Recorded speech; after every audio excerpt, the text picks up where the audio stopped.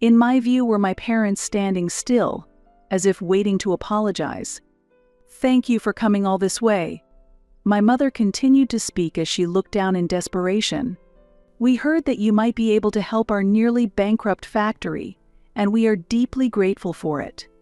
My father also continued without making eye contact. It was surprising that the factory they needed help with was actually the workplace of their daughter, whom they had abandoned in the cold mountains. "Let's proceed with business matters.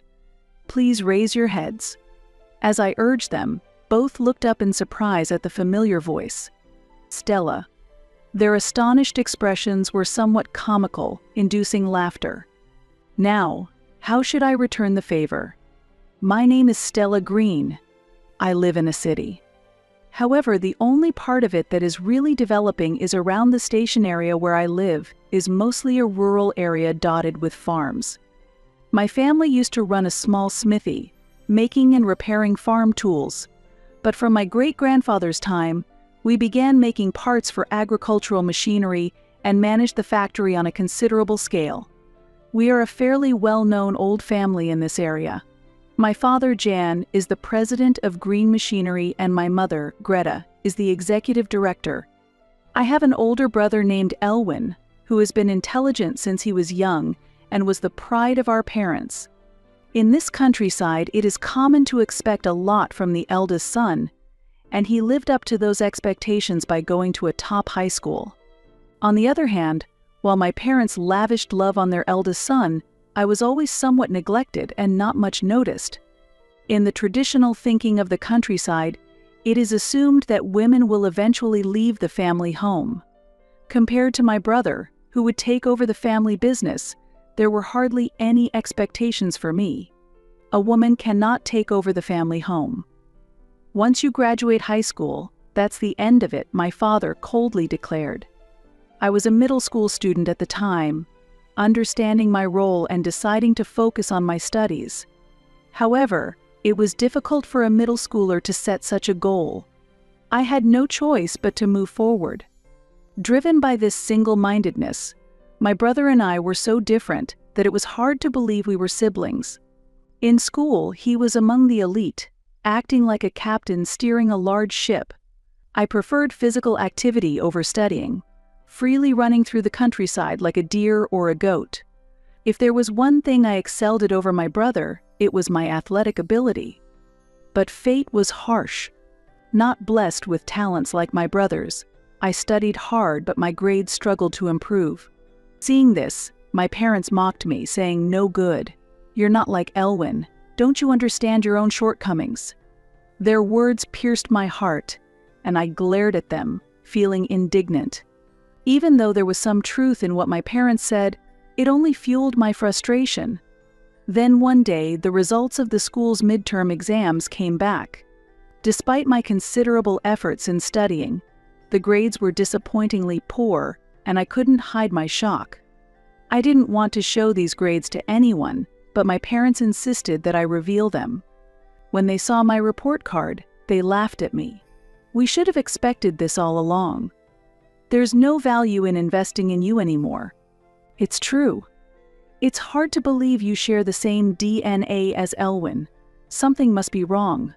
As I sat formally in front of my parents getting scolded, I prayed internally for this moment to end soon. Then, my brother came to my aid and helped me with my studies. He was not good at expressing his feelings to our parents, but he was always a solid presence for me. It might be partly my fault that our parents are so strict, but I'm always here for you. Moved by his warm encouragement, I couldn't hold back my tears. With his support, I was confident I could overcome any challenge. As I advanced to the second year of middle school, my brother passed the entrance exam for a prestigious university in the metropolitan area and left home. His old room became empty, leaving me with only harsh comparisons. My brother naturally excelled, displaying his talents effortlessly. While living in his shadow, I was searching for my own path. I found joy in running more than studying and participated in the track team at school. I always loved to run and decided to pursue a career as a long-distance runner. Aiming for this goal, I hoped to receive a recommendation from a prestigious school known for its relay races. While my brother excelled academically, he was not good at sports. In this respect, I felt that I had surpassed him. Yet, despite this, my parents were more interested in his test scores than the speed at which I could run. My efforts were overlooked, and only my brother, who always improved his grades, received all the love from our parents. As my brother approached an important milestone at 18, my parents planned a lavish celebration for him. As his birthday neared, my mother declared, "Give him an expensive watch. If you can't manage that, then don't think about going to university." However, I had no funds to prepare such an expensive gift. As expected, the result was the same. Relatives gathered, and a lavish meal was served at a well-known restaurant in the area. But as if I didn't belong there, I was left on my own at home. "Elwin deserves delicious food because he excels. You're just obsessed with running, and being around him would only make you miserable," my mother said. Her words deeply wounded me. After sending off my parents and brother, I ate instant noodles alone at home. Pouring hot water into the bowl, the rising steam made my loneliness feel even more intense. My tears wouldn't stop as sadness and frustration mixed together. During those days, my brother, who was visiting home during summer break, introduced me to the possibilities of the internet. After graduating, he had started working at a top company. Carrying the responsibilities of an adult, he seemed to have matured rapidly. "Here, this is an old model, but it's fast enough for surfing the web. Try using it, it might even help with your studies." Smiling, he handed me the laptop. "And try using this as well. I want you to study it." The book he handed me was a beginner's guide to programming. This sequence of events marked my first step into the world of IT. Although I initially had a weak spot for mathematical sciences, I found creating my own programs surprisingly enjoyable and frequently used the laptop. The moment when my homemade programs functioned brought a profound sense of satisfaction. Gradually, though still vague, I began to see something I wanted to pursue. It wasn't yet concrete, but I felt its outline becoming clearer. However, one day, that dream was abruptly dismissed by my father. "Hey, are you playing on the computer again instead of studying?" "I'm programming." "I'm not playing." "Don't lie." "You must be gaming on that computer." Angered by his accusation, I retorted somewhat provocatively. "People with old-fashioned thoughts like you wouldn't understand how to utilize computers." That comment only fueled my father's anger more. "What are you talking about? Don't say such things, Stella." Suddenly, he snatched the laptop and threw it out the window. "Why would you do such a thing? Hanf, you're still in high school and always just playing games. Now that the computer is broken, maybe you'll study seriously." I watched my father's smug laugh as I headed outside towards where the laptop had landed. The computer had smashed against the ground, its screen shattered and the case cracked. It wouldn't turn on anymore, rendered completely useless. Just as programming was starting to captivate me and a hopeful future seemed visible, I gathered the broken pieces of the laptop, engulfed in deep sadness. The precious laptop gifted by my brother was tragically destroyed. Without the money for repairs, it seemed like my newfound dream might disappear too. Standing before the remnants of my broken laptop, I was overwhelmed with despair. The precious gift from my brother had turned into mere junk. Unable to afford the repair costs, I had no room to search for new hope. However, on my way to school weighed down with heavy feelings, a friend made an unexpected suggestion that offered a glimmer of hope. "Why don't you use the school's desktop computers?" The teacher agreed, and the school's computer room became my new sanctuary after class. There, a reliable desktop computer awaited me. It was an immovable foundation of stability for me. As I spent more and more time with the school computers on weekends, a teacher who noticed my enthusiasm offered additional support. I became absorbed in programming.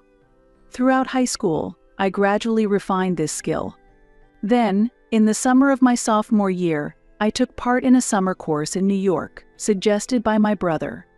I covered the transportation costs with money I earned from part-time jobs. I stayed in the dormitory of the company where my brother worked, dedicating my days to the course and receiving special lessons in the evenings from my brother and his unique friend, Alan. Alan is a bit quirky, but he's not a bad guy, so don't worry. He's not used to being around women since he went to an all-boys school, so don't tease him too much. What are you saying? I've had my share of interactions with women, you know? Oh, really? When was that? When we did the folk dance in elementary school. We couldn't help but suppress our laughter during this heartwarming exchange. Alan's innocence added a special color to our summer. With that smile, my passion for programming accelerated even further. By the end of the summer, a new chapter in my life had begun. With the help of my brother and his friend Alan, I had delved deep into the world of programming and was completely captivated by its allure. Alan was different from my brother, behaving like the son of a genteel family, polite and refined. He was a bit eccentric, but I never felt any malice from him, and I found myself somewhat charmed. I was entering the summer of my final year in high school. When my computer was destroyed earlier, my brother had apologized, but during the summer break when he came home, he secretly brought a used laptop with him. It was a gift from Alan. Alan's quite wealthy, you know. When I asked if he had any unused computers, he gave this one, my brother said, chuckling mischievously. He said he wanted to give it to you as a present, so I brought it right over. Seems like he's quite fond of you, he added. What are you talking about? I responded, my face turning red as my brother laughed and playfully tapped my head. After that, I received a lot of advice from my brother, and my programming skills improved significantly. I never thought you would take such an interest in programming, my brother said. Yeah, it's interesting. Sometimes unexpected things happen when there's a mistake in the calculations, but it's really thrilling when you solve it, I replied. But programming was more than just a hobby for me. I was deeply passionate about it, and the joy of seeing my own programs function was indescribably precious. With this passion, I made the decision to leave home. I bid farewell to university life and decided to work for a company in the metropolitan area. I was determined to follow the path I had chosen. With a brand new computer in hand, I continued to move steadily towards the future. While enhancing my programming skills, my adventure was still ongoing. One day, while packing for a new life under the cold winter sky, my parents suddenly called me. Normally, I would expect an unpleasant topic, but surprisingly, a different conversation came up. Let's all go on a trip together, my father suggested. Family trips from my childhood felt like distant memories. We decided to use a hotel voucher my uncle had won in a lottery. I was a little excited about the family trip that my brother, who was also coming home, would join.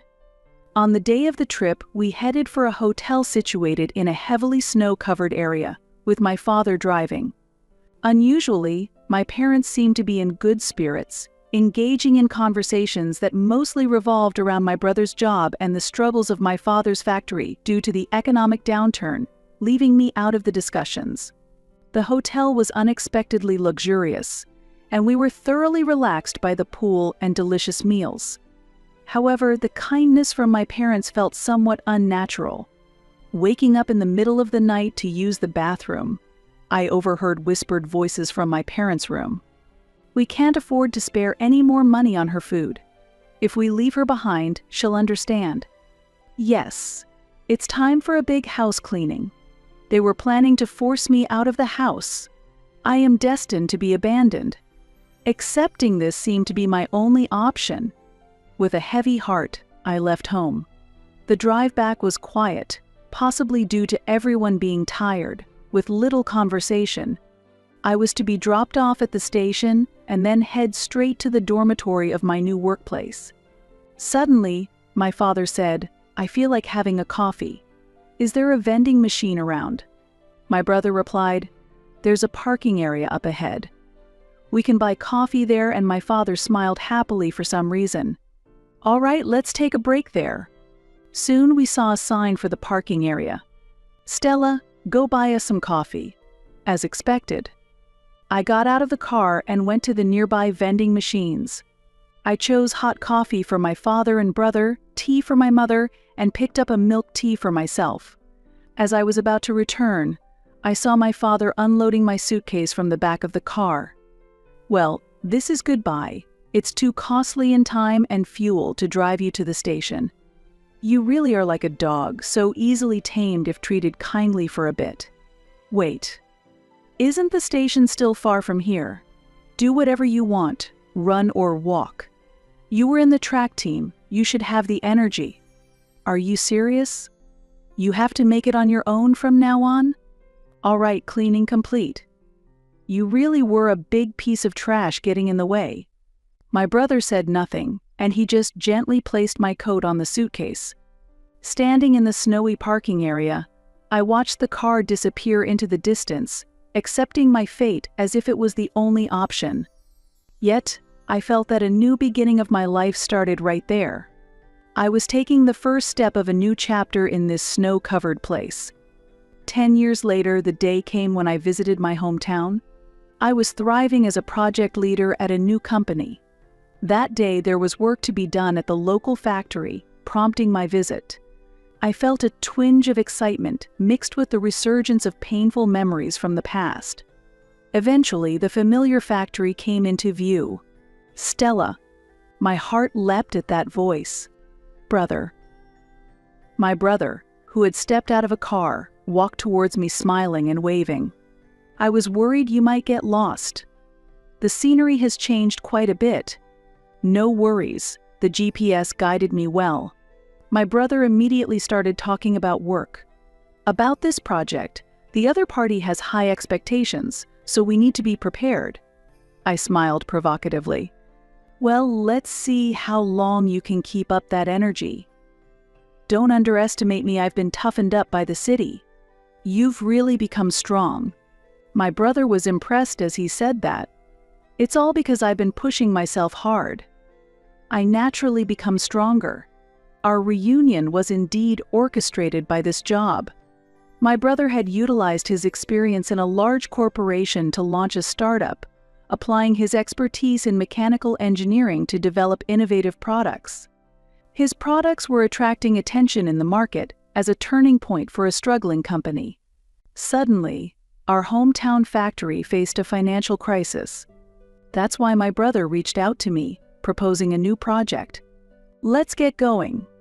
I gathered my spirits and headed to the factory with my brother, my face prone to smiling. Opening the factory doors, a chill air mixed with memories from the past greeted us. It was like the scent of a distant past silently awakening. Yes, this place was my childhood home. And then, as if the curtain of a play was lifting, a defining moment arrived. In my view were my parents standing still, as if waiting to apologize. "Thank you for coming all this way." My mother continued to speak as she looked down in desperation. "We heard that you might be able to help our nearly bankrupt factory, and we are deeply grateful." My father also continued without making eye contact. "Please, you don't have to be so formal." My brother encouraged them gently yet firmly. "No, we must demonstrate our sincerity to you, our precious guests from Allen Industries, who have come all the way from New York." As the two continued their apologies, I took the opportunity to steer the conversation. "Let's proceed with business matters." At that moment, their bodies trembled slightly and froze. "Ah.